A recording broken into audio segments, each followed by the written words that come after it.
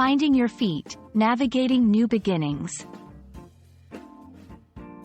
Hello, everyone. Welcome back to our channel, where we dive into the fascinating world of the English language. Today, we're exploring a very interesting phrase, finding one's feet. Whether you're a language learner or just curious about English idioms, this video is for you. We'll break down the meaning, use, and origin of this phrase to help you understand it fully and use it confidently in your conversations. Let's get started. The phrase, finding one's feet, is a popular idiom in the English language. It refers to the process of becoming familiar with and confident in a new situation or environment. Think of it as the time you need to adjust or settle into a new place, job, or role. During this period, you're learning how things work, gaining confidence, and becoming more comfortable in your new surroundings.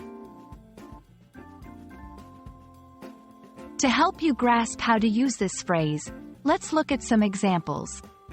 After moving to a new country, you might say, "It took me a few months to find my feet, but now I feel like I belong here." Starting a new job can be challenging, so you might hear, "I'm just finding my feet in the new role, but I'm getting the hang of it." When trying a new hobby, you might express, "I'm still finding my feet with painting, but I'm enjoying the learning process." These examples show that the phrase can be applied to various situations involving new experiences or changes in life. The idiom, finding one's feet, is believed to have originated from the idea of a baby learning to walk.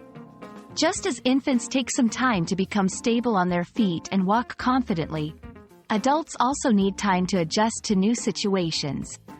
This metaphor beautifully captures the essence of gaining confidence and stability in unfamiliar environments. Finding one's feet is a wonderfully descriptive phrase that captures the journey of adapting to new circumstances.